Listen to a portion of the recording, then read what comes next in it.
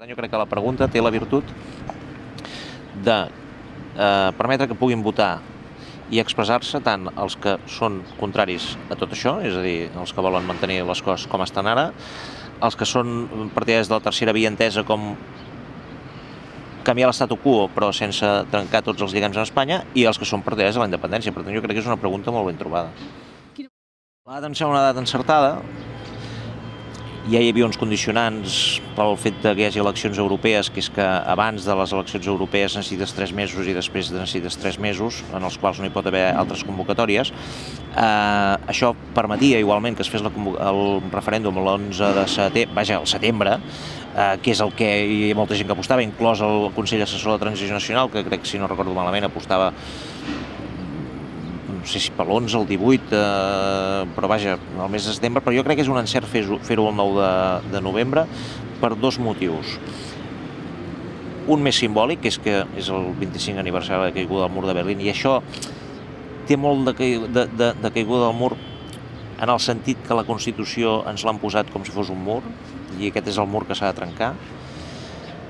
I l'altre és que com que el referèndum s'ha de convocar amb 45 dies d'antelació, si tu poses el referèndum al mes de setembre, si tu vols fer un anunci solemne de convocatòria o de no convocatòria d'aquest referèndum, no el pots fer el mes de juliol, que és un mes políticament hàbil, però en el qual la gent està més pensant en les vacances, diguem-ne, i la repercussió en l'opinió pública és molt menor que no pas si ho fas al mes de setembre. Jo crec que aquí també hi ha hagut aquest càlcul.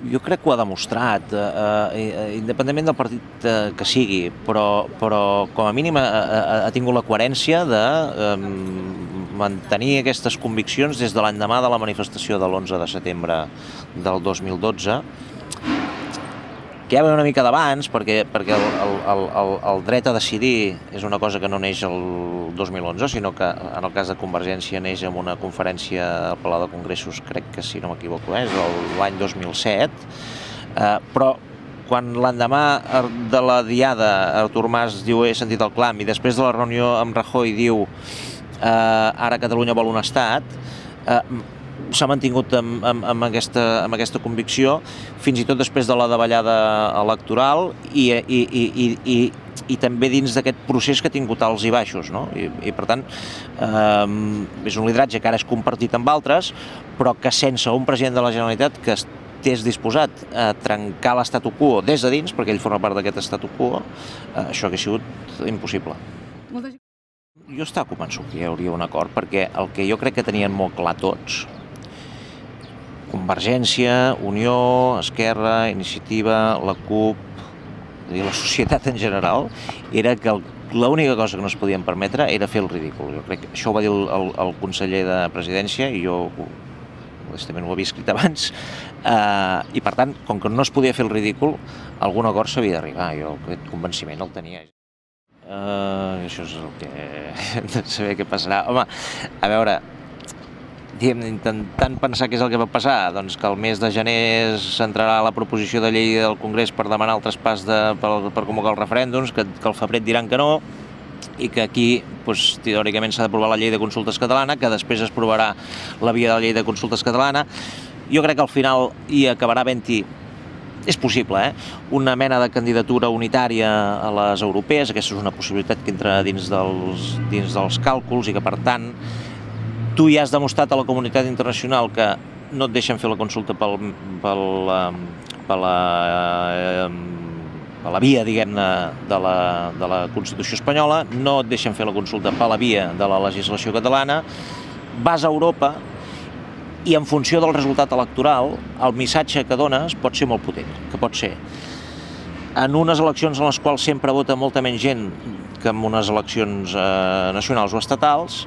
A Catalunya hi ha una participació molt alta, això és el que es busca, que Europa digui, home, per què a Catalunya hi ha aquesta participació tan alta? I segon, hi ha una participació molt alta i a més els partits partidaris de fer la consulta dins d'aquesta participació molt alta han tret un tant per cent elevadíssim i majoritari de vots. Jo crec que això és el que es busca, és a dir, jo crec que es tractarà més aviat d'anar-se carregant de raons, anar-se carregant de raons, fins que segurament caldrà fer unes eleccions que seran plebiscitàries però que no seran plebiscitàries. Hi haurà unes eleccions en les quals els partits aniran amb uns programes molt clars i, en tot cas, pot ser que sigui després d'aquestes eleccions on realment sí que qui lideri la Generalitat se l'hagi de jugar si realment encara continua